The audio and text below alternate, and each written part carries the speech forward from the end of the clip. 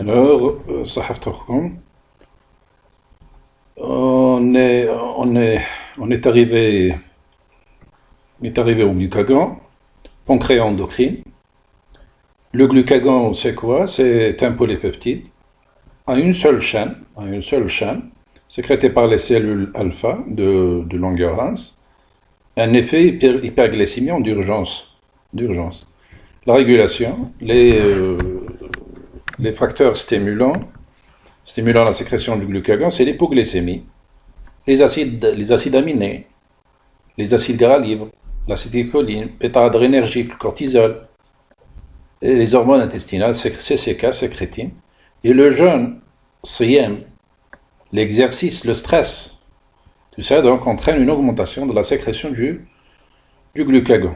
La somatostatine et l'adrénergique, l'insuline et même le glucagon par voie autocrine, donc a une action inhibitrice de la sécrétion du glucagon lui-même. Même le GLP1, glucose GLP.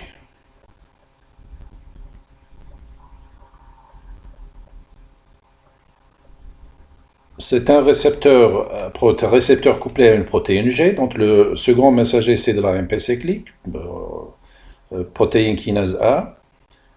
Dans le foie, donc le rôle c'est la glycogénolyse, la néoglycogénèse, c'est la production du glucose, la lipolyse, la cytogénèse aussi, et sécrétion d'insuline, stimule la sécrétion d'insuline.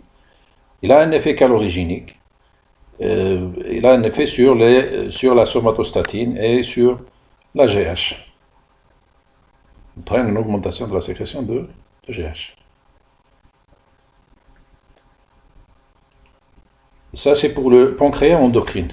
La reproduction mâle, donc la spermatogénèse, qui passe par des différentes phases proliférées, croissance, maturation, transformation, spermiation, capacitation. La durée, donc, normalement, elle varie chez les mammifères entre 62, bien 64 jusqu'à 72. Chez l'homme, c'est 74. 74 jours. Les cellules de Sertoli, donc le rôle, c'est la protection, c'est la nutrition. Nutrition, c'est le métabolisme des hormones stéroïdiennes et la réceptivité à la FSH. La réceptivité, donc, à la FSH, à la formule, bien à la follicule stimuline hormone. En plus de l'activité sécrétoire d'androgène binding protéine, d'œstrogène, d'antémullérienne, d'inhibine, d'activine et d'aromatase protéolytique qui transforme le testostérone en dihydrotestostérone, en plus du fluide riche en fructose et riche en potassium. Pour les cellules de Leydig, c'est des cellules tubes séminifères. Cellules de Leydig donc sont responsables de la synthèse de la sécrétion de testostérone, qui est un stéroïde dont l'élimination donc est urinaire se forme de 17 cytostéroïdes. La synthèse à la sécrétion sous la dépendance de l'axe GnRH, LH, FSH, avec un feedback négatif de la testostérone sur la sécrétion de ces relésines et de ces stimulines. Donc le but c'est de maintenir les caractères sexuels secondaires. Donc, ça c'est après la puberté. Quelles sont les actions de la testostérone, de la dihydrotestostérone? Chez le fœtus c'est la différenciation et les caractères sexuels primaires. Alors que pendant la puberté, donc c'est la spermatogénèse. Voilà, la spermatogénèse, les caractères sexuels, l'anabolisme protéique, secondaire et l'anabolisme protéique, action lipolytique, action glycogénogénèse, la croissance, en plus de la GH, l'hématopoïèse aussi, et le comportement, les libidos, etc., et le feedback négatif. Quels sont les facteurs donc intervenant dans la reproduction mâle? Ça donc on peut pourquoi donc on va citer tout ça? C'est dans le but d'expliquer les problèmes de stérilité chez l'homme. Donc on doit rechercher l'efficacité de l'axe. Est-ce que l'axe n'est pas atteint? Donc même les autres hormones, l'axe stéroïdienne, l'axe somatotrope, GH, la prolactine aussi. La prolactine aussi qui peut donc engendrer donc une stérilité chez l'homme. La leptine, les œstrogènes, la température. Et même l'apport alimentaire en vitamine A, en vitamine B, en vitamine C, en vitamine E. Même l'activité des rayons. Donc ceux qui travaillent dans les radios par exemple, ou bien dans les usines nucléaires. Les infections, les rayons, les infections virales, les infections bactériennes, et aussi l'hypoxie. Chez la femelle, donc, c'est une activité qui est cyclique. Cyclique, génitale et ovarienne. Génitale, donc, c'est menstruel, c'est 28 jours, plus 5 jours de menstruation, et ovarienne, on a l'ovogénèse, et une activité endocrinienne. L'ovogénèse, donc, c'est de l'embryon, donc, à la puberté, donc, qui s'arrête, donc, à un stade, donc, pendant la vie fœtale, puis, donc, qui va démarrer, donc, à la puberté, donc avec une activité endocrine œstroprogestative, l'ovulation donc sera donc le 14e jour, sera fait donc le 14e jour avec libération d'un corps jaune. Corps jaune, c'est quoi? C'est le follicule de De Graaf qui va libérer donc l'œuf dans la trompe de Fallope. Puis donc il en reste donc ce qu'on appelle un corps jaune, qui est responsable de la sécrétion d'HCG en quelques jours. S'il y a une grossesse, donc il va rester plus longtemps, puis donc le placenta va prendre le relais. Dans cette activité cyclique, on a deux phases, la phase folliculaire œstrogénique et la phase lutéale qui est progestative, œstroprogestative. Les effecteurs, on a l'utérus qui va changer de forme,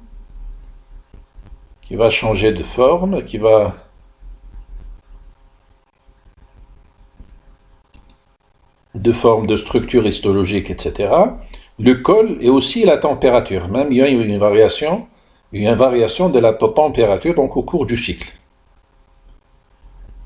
D'ailleurs, donc on peut détecter donc le jour de l'ovulation, c'est grâce à la surveillance de la température.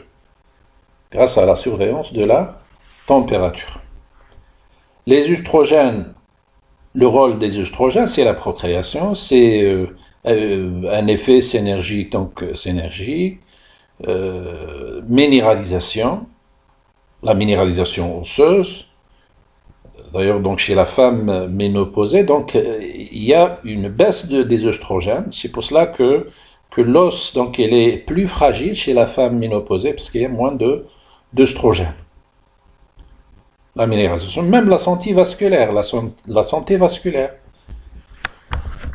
elle est plus protégée lorsqu'elle a plus d'œstrogènes. Moins d'œstrogènes, donc elle est moins protégée sur le plan vasculaire, sur le plan cardiovasculaire. En plus d'un feedback positif. Et c'est là donc qu'on parle du feedback positif. Sur la LH, et un feedback négatif d'œstrogène et de progestérone sur la FSH-LH. La progestérone, donc c'est la nidation, c'est l'implantation de l'œuf. Et en plus de l'activité feedback négatif. La grossesse et la lactation, le corps jeune continue sous l'effet de l'HCG, l'hormone chorionique gonadotropique, donc sécrétée par le trophoblaste, donc c'est le précurseur du placenta, c'est le début du placenta. Il est formé de deux sous-unités alpha-bêta. Alpha-bêta comme tous les hormones glycoprotéiques, FSH, LH, et TSH, sécrétées par le trophoblaste dès le 7e jour, après fécondation. Le corps jeune, donc, il va sécréter les œstrogènes, progestérone, jusqu'à la 6e semaine d'aménorrhée. Puis le placenta va prendre le relais. bêta-HCG plus de 9 jours, donc après l'ovulation, maximum 9e semaine, donc 9e semaine. L'hormone lactogène placentaire, c'est une hormone polypeptidique qui a donc presque le même rôle que l'AGH. L'AGH, sécrétée dès la 5e semaine, elle a une action mammotrophique, mammotrophe, en plus de la lactogène rétention azotée, potassium, phosphate, mobilise donc les acides gras libres. Mobilise les acides gras libres. Les œstrogènes placentaires donc exigent le placenta de la mère et le foie du fœtus. Parce qu'il y a une transformation, une activation, bien une autre transformation des œstrogènes donc venant du placenta dans le foie du fœtus. Et la progestérone donc nécessite seulement donc le placenta, c'est le placenta qui va synthétiser et sécréter donc la progestérone. Les œstrogènes, donc le rôle c'est la croissance, il inhibe la lactation, prolifération de l'endomètre, accroît le débit utéroplacentaire, sensibilise le muscle utérin, donc à l'ocytocine, il prépare donc l'accouchement, il stimule la sécrétion des MSH, synthèse-sécrétion des MSH. L'ocytocine phospholipasée, donc ça on l'a parlé, on l'a déjà dit donc dans le deuxième cours, hypothalamo hypophysaire, donc c'est l'ADH et l'ocytocine, un nonapeptide, etc. La contraction et la rétraction utérine et l'éjection lactée. La mammogénèse donc œstroprogestative, prolactine, GH, cortisol et la mammogénèse, donc c'est la genèse des seins chez la femme enceinte, donc nécessite la présence de tous ces hormones, surtout les œstroprogestatifs, l'œstrogène et le progestérone, en plus de la prolactine aussi, et en plus de la GH, du cortisol et des hormones thyroïdiennes. Pour la lactogénèse, donc la prolactine, sous l'effet des œstrogènes, et œstrogène, progestérone, donc sous l'effet d'œstrogène. L'œstrogène et la progestérone bloquent l'action de la prolactine après accouchement, donc il y aura levée de l'inhibition, tout simplement parce qu'il y a une diminution des deux hormones. Les deux hormones, il y aura donc levée de l'inhibition, en plus du réflexe de mise au sein du nourrisson qui va donc aussi favoriser aussi le lever de l'inhibition. La suppression de l'ovulation, en plus la prolactine donc a un rôle de supprimer l'ovulation, la lactation en elle-même. Tout simplement parce que la prolactine inhibe la relésine des gonadotrophines. Comment donc on va arrêter la lactation? La lactation, donc soit on va éloigner donc le nouveau-né du sein, ou bien on va donner de fortes doses d'œstroprogestatifs, ou bien de la dopamine. La dopamine aussi donc va entraîner une diminution de la lactation, ou bien un arrêt de la lactation. Contraception orale. Un mot sur la contraception orale. Qu'est-ce qu'on utilise comme contraceptifs oraux? On a la combinaison d'œstroprogestatifs. C'est des comprimés ou bien des comprimés. Donc, quel est le rôle de cette combinaison? Elle va entraîner un feedback négatif, en plus d'une action sur le mucus du col. Il n'y a pas que les donc la combinaison des deux, il y a aussi les progestatifs. Les progestatifs, donc, ils vont agir sur le mucus. Seul mucus, donc, du col. Lors d'un accouplement, qu'on ne veut pas donc avoir une grossesse, peut donner donc une forte dose d'une combinaison d'œstroprogestative qui va inhiber donc l'ovulation. Ça, c'est en postcoïtal directement. Ça, c'est la contraception orale. Le dernier cours, c'est le métabolisme calcium-potassium, calcium-phosphate. Le calcium des bœufs, donc il existe tout dans les os, dans les tissus, surtout les os. Le calcium osseux représente 99,9%, qui est échangeable rapide. Donc il y a une portion qui est échangeable rapidement, il y a une qui est lentement échangeable. Dans le milieu extracellulaire, seulement 0,1%, et dans le milieu intracellulaire, donc 1 sur 1000. Dans le milieu extracellulaire, ce qui nous intéresse, nous, il y a une portion donc, qui est ionisée, qui a l'action, donc qui va donc participer donc, aux différentes actions qu'on va les citer après. Et il y a du calcium complexé, il y a du calcium donc, lié donc, à des protéines. Quel est le rôle du calcium, surtout le calcium ionisé? Il entre dans la coagulation, dans l'excitabilité neuronale, dans la rythmicité cardiaque, la libération d'hormones, les neurotransmetteurs, et donc il y a une forme de stockage qui est dans les os et dans le lait. La calcémie varie selon la protéidémie, donc sans variation du calcium ionisé, du calcium donc et inversement avec selon donc la protéidémie, donc directement donc en fonction de la protéidémie, et inversement avec le pH. Le pH, donc c'est le calcium ionisé qui va changer, sans variation du calcium total. Donc pour mieux parler de la calcémie, donc il faut donner de la calcémie corrigée avec la formule. Pour les phosphates, donc on a les phosphates osseux, les phosphates des tissus mous, des globules, donc ceux qui existent dans les globules rouges, et 0,1% dans le milieu extracellulaire. Extracellulaire se forme d'organique ou inorganique. Organique, donc c'était plusieurs formes de phosphate organique, et inorganique, c'est donc le PO4-, seul dosé, qui est le seul dosé. Quel est le rôle, donc, rôle métabolisme? Rôle métabolisme donc cellulaire, tampon, donc on a vu dans l'urine, c'est des tétrables. L'énergie aussi, l'ATP, l'AMP, donc tout ça, il y en a du phosphate, et l'activation enzymatique des enzymes. Quels sont les intervenants? Donc on a la PTH, on a la calcitonine et la vitamine D. La PTH c'est quoi? C'est un polypeptide. Donc le stimulus c'est l'hypocalcémie. Il n'y a pas que l'hypocalcémie, il y a le magnésium aussi, le catécholamine, l'AMP cyclique. Tout ça c'est stimule la sécrétion de la PTH. Quel est le rôle de cette PTH? C'est la libération du calcium osseux, c'est l'ostéolyse, la réabsorption donc tubulaire rénale distale du calcium et l'excrétion du phosphate. Effet indirect donc sur l'intestin via la vitamine D donc qui est activée par cette PTH. Vitamine D donc pour absorber du calcium et du phosphate au niveau intestinal. La calcitonine c'est un polypeptide, donc la régulation donc l'hypercalcémie, la CCK, glucagon et gastrine. Elle diminue la résorption osseuse. Elle diminue la résorption osseuse, la mobilisation du calcium et la réabsorption du calcium au niveau de l'once du tube et le tube distal.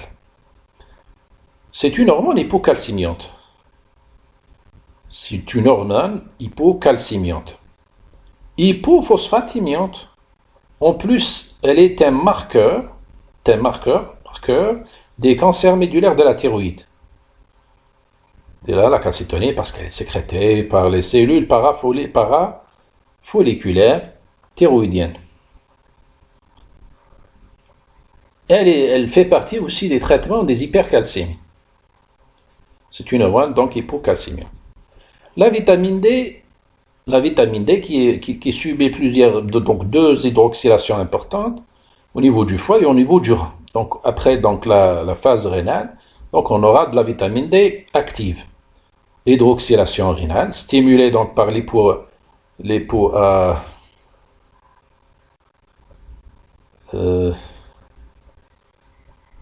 le déficit en vitamine D, l'hyper-PTH, l'hypophosphate, la GH et la prolactine. Donc on va avoir de la forme active. La 25-OHD3, c'est quoi? Ce n'est pas la forme active, c'est la forme de stockage. En plus le traitement, donc on utilise donc cette forme dans le traitement. Le traitement du stockage donc est à peu près 15 jours. La demi-vie, donc c'est de 15 jours. Elle augmente l'absorption intestinale du calcium et du phosphate et la réabsorption rénale du calcium et du phosphate. et la minéralisation osseuse. Le rein, l'intestin, l'os sont les organes concernés par ces hormones. Et leur pathologie perturbe le métabolisme. Si on a une insuffisance rénale chronique, donc on aura un problème du métabolisme phosphocalcique. La malabsorption aussi, maladie de Paget, l'ostéoporose, l'ostéomalacie. Donc en plus des pathologies des glandes parathyroïdes, hyper ou hypercalcémie, hypocalcémie, hyperphosphatémie, bien hypophosphatémie. Normalement, donc, on a fait le tour des différents cours de physiologie des glandes endocrines, et j'espère que tout le monde donc, a pu avoir